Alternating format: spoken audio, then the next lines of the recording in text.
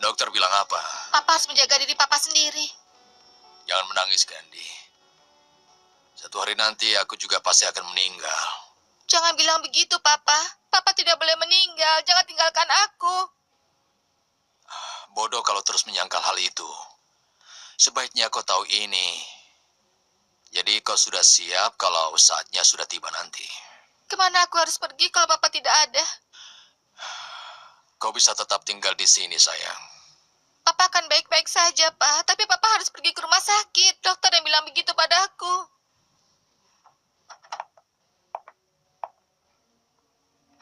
Bagaimana keadaan Candy?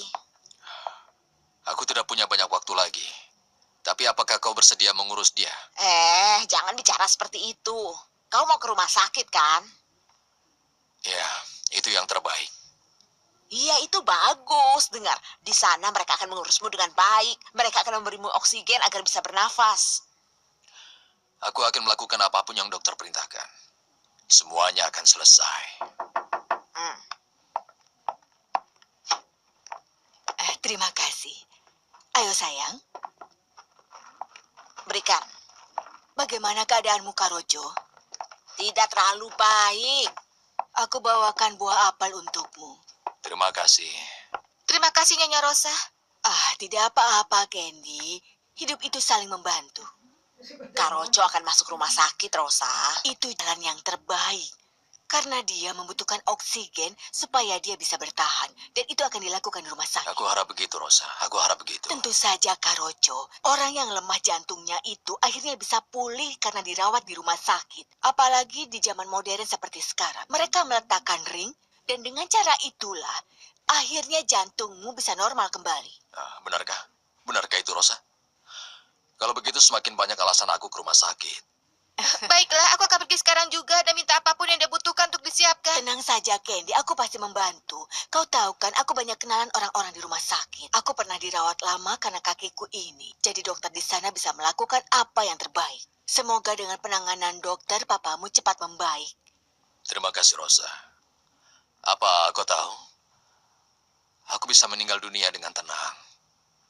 Karena aku tahu, anakku akan diurus dengan baik. Iya, tentu saja. Kau tidak usah khawatir, Karojo.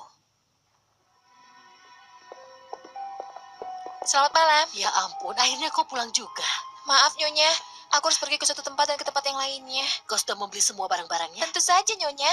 Semua yang kubutuhkan untuk ke pesta itu. Ya sudah, perlihatkan padaku. Kau beli apa saja? Jangan sekarang, besok saja. Aku sangat lelah dan aku ingin ini jadi kejutan. Aku ingin kau melihat gaun seperti apa yang kupakai untuk ke pesta itu bersama dengan suamiku, Jorge Luis.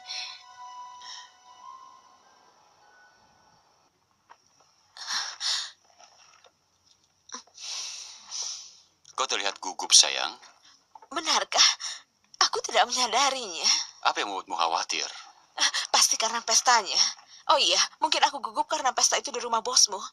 Aku merasa bukan bagian lingkungan itu. Magnolia, kau punya kepribadian dan kemampuan sosial yang cukup untuk penampilanmu. Dan semua orang akan menatapmu. Itu yang membuat aku gugup.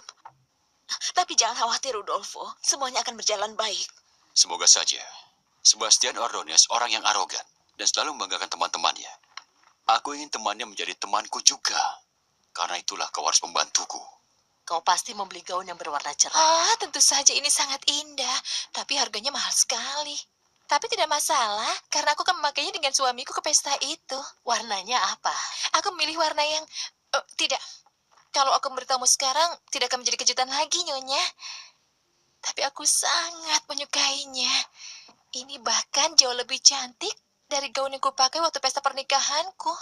Kau ingat gaun itu kan, Nyonya? Iya, tentu saja. Dan warna yang cerah itu cocok sekali untukmu, sayang. Iya, yang seperti itu. Tapi ini jauh lebih bagus. Bahkan Madam saja sampai kaget waktu aku mencobanya. Iya, tentu saja. Dan aku akan menunggumu untuk memakai gaun itu nanti. Iya, aku akan terlihat sangat cantik dengan benda-benda yang menghiasi gaun ini, Nyonya.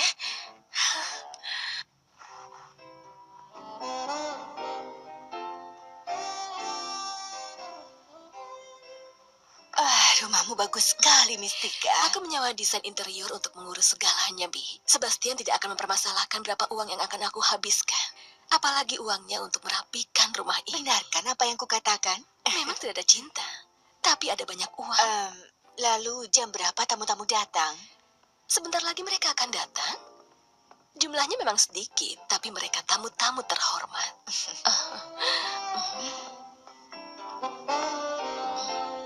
Iya.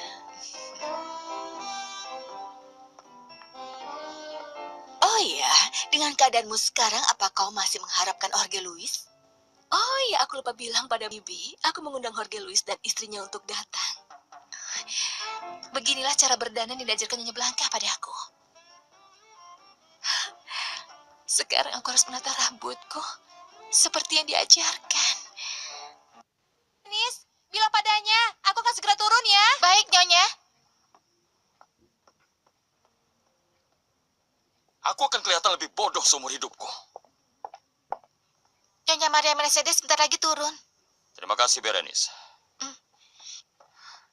Apa yang terjadi, terjadilah. Aku tidak peduli.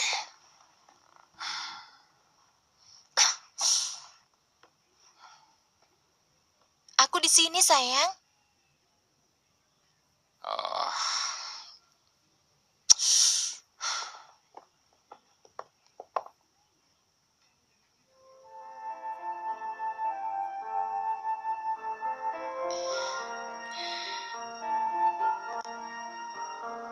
benarkah ini kau, Maria Mercedes?